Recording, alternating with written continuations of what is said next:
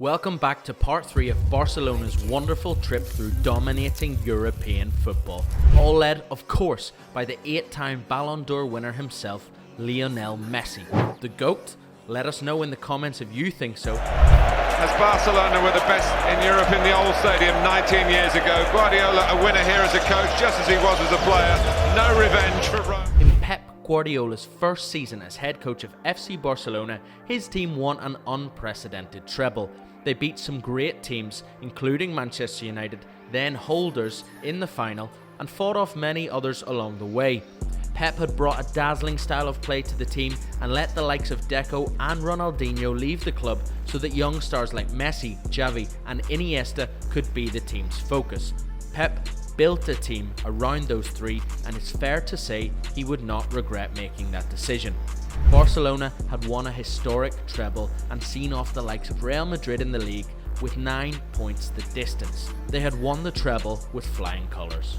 In the 2009-10 season, they wouldn't quite replicate such a feat, but they give it a good go. They started off by winning the Spanish and European Super Cups against Bilbao and Shakhtar respectively. Barcelona also won the 2009 Club World Cup like they had failed to do so a few years earlier, and went on to retain La Liga with a record 99 points.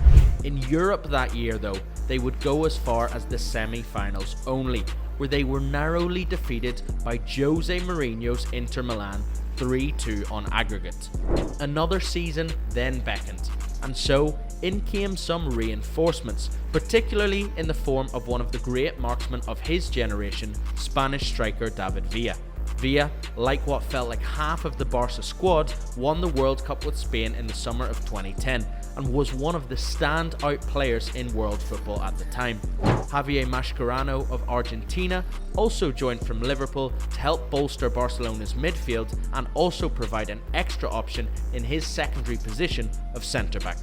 Spain's World Cup win that summer was part of an incredible treble of international trophies. They won the Euros in 2008 and 2012, and the biggest prize of them all in South Africa in 2010. The winning goal was scored by Iniesta, and the assist came from Cesc Fabregas. In a 1-0 semi-final victory for Spain over Germany, it was Xavi who assisted legendary Barca captain Carlos Puyol to score. It really was all Barca, bar Messi of course, and with the addition of other Spanish talent too. But FC Barcelona received a lot of credit for Spain's international dominance, and rightly so. In fact, 7 players from Barcelona's La Masia academy played a part in the final. Anyway, Barca had their own season to focus on when their cup winners returned. They started the year in fine form by smashing Real Madrid 5-0 in November and becoming the first academy to have 3 players named as the top 3 in the world. That's right, at the Ballon D'Or ceremony that year, it was Xavi and Iniesta who followed up Lionel Messi as second and third on the podium. It soon became apparent that another treble might well be on the cards. Barca won the league with 96 points and beat the likes of Arsenal to get to the Champions League semi-finals. However, it was Real Madrid who were trying to beat Barca to all 3 trophies themselves.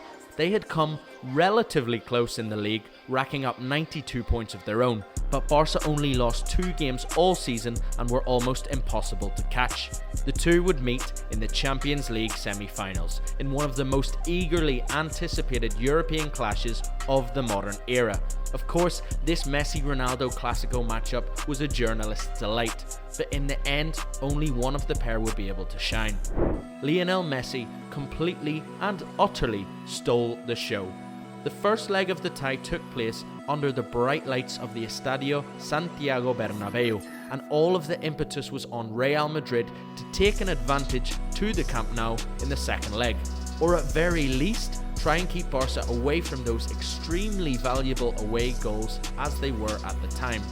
Madrid did not succeed. After about 75 minutes of stalemate, Lionel Messi burst into life with perhaps one of the greatest solo goals football has ever seen. Messi slalomed around the Real Madrid defence like he was on skis and they were on stilts, before tucking the ball into the back of the net to leave the world watching on in awe. Anybody who watched this goal will remember what a magic moment it was, and surely the day that Lionel Messi retires, it will be one of the first goals to be replayed. And no more than 10 minutes after that famous wonder strike, Messi met the end of a powerful cross to smash home again. It was 2-0 to Barca at the Bernabeu. The tie was all but over. Barca had made their statement, and Messi showed that night that he was the best in the world. In the return leg, a 1-1 draw saw the Azulgrana safely through to the final against Manchester United. This time, they would meet at Wembley. Sadly, by the time they had got to London, the treble hopes for Barca were off the table. They had been stunned by Madrid in the Copa del Rey final beforehand and would have to settle for a League and European Cup double instead. Well, if the last final against United in Rome was comfortable, then this one was a demolition job. Okay, the final score on the day was only 3-1, and United did score a great equaliser through Wayne Rooney, but the reality is that Barcelona completely outclassed United on the day. Alex Ferguson's team, of course, were great rivals, but Barca made even the toughest of opponents look absolutely helpless. The days of Thierry Henry and Samuel Eto'o were gone. It would be Pedro and David Villa to assist Messi in the front line on the day of the final, and that they did, with all three scoring great goals. The game was 1-1 when Lionel Messi unleashed a lethal strike from outside the box that flashed past the United keeper to send Barca fans bouncing. They had been knocking on the door, and now it seemed like a question of how many. Lionel Messi had poor Patrice Evra absolutely terrorised on the wing, and Villa's wonder goal made it 3-1 on the night, and Pep and Barca had their second European Cup in just 3 seasons. And guess what? The wheels still kept on turning for Barca. They would go on to dominate Europe again after this with a new coach and new superstars. So stay tuned for part 4 of this series to find out how they rose to the top once more.